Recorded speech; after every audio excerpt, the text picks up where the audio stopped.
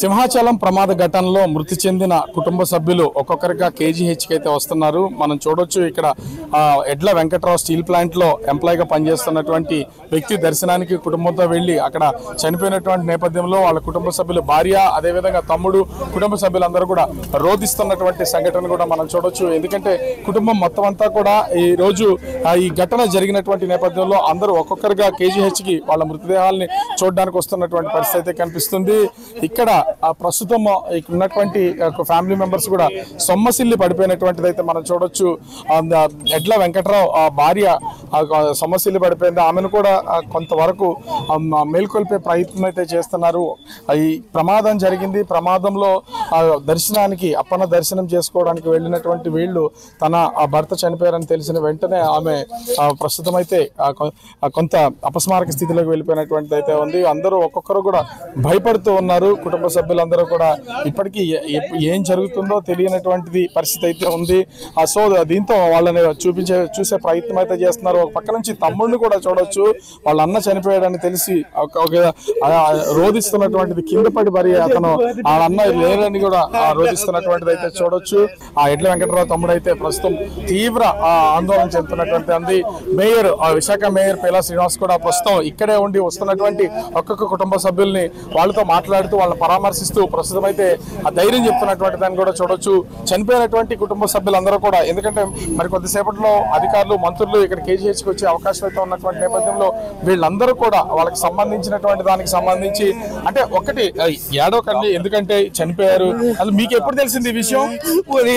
తెలిసిందండి, ఈరోజు ఉదయం తెలిసింది. ఎంతమంది కలిసి వెళ్ళి ఉంటారండి అసలు ఆ దర్శనానికి? మా ఫ్యామిలీ మా అన్నయ్య అక్కడే వెళ్ళారండి. వాళ్ళ ప్లాంట్ వాళ్ళు ఇంకో కాంటాక్ట్ వేసి కుర్రాళ్ళకి ఇద్దరు వెళ్తామని అన్నారండి. అంతే నాకు తెలుసు. సో కుటుంబ సభ్యులు మనం చూస్తున్నాం ఇక్కడే అంటే వస్తున్నటువంటి వాళ్ళని మొత్తం అందరినీ కూడా ఎవరెవరైతే బంధువులు ఉన్నారో వాళ్ళందరికీ వస్తున్నటువంటి వాళ్ళకి ధైర్యం చెప్పాలని విశాఖ మేయర్ పేలా శ్రీనివాస్కి అటు ఆ మంత్రుల నుంచి ఆదేశాలు ఉన్నటువంటి నేపథ్యంలో ప్రస్తుతం అయితే ఇక్కడికి వచ్చి సంఘటనా స్థలంలో ఉండి వాళ్ళందరినీ కూడా ప్రస్తుతం పరిశీలిస్తున్నటువంటి పరిస్థితి చూడొచ్చు. ఇంకా భార్య వాళ్ళ కుటుంబ సభ్యులు అరణ్య రోదన ఎందుకంటే దైవ దర్శనానికి వెళ్ళినటువంటి ఈ ఎడ్ల వెంకట్రావు చనిపోయాడన్న విషయం తెలిసిన తర్వాత ప్రస్తుతం అయితే కుటుంబ సభ్యులందరూ కూడా ఇక్కడికి వస్తున్నటువంటి పరిస్థితి అయితే కనిపిస్తుంది. వీళ్ళకి సంబంధించిన వివరాలు ఏమన్నా తెలుసా? అసలు ఎవరు ఏంటి అనేది ఏమైనా ఐడియా ఉందా? ఎవరు తెలియదు.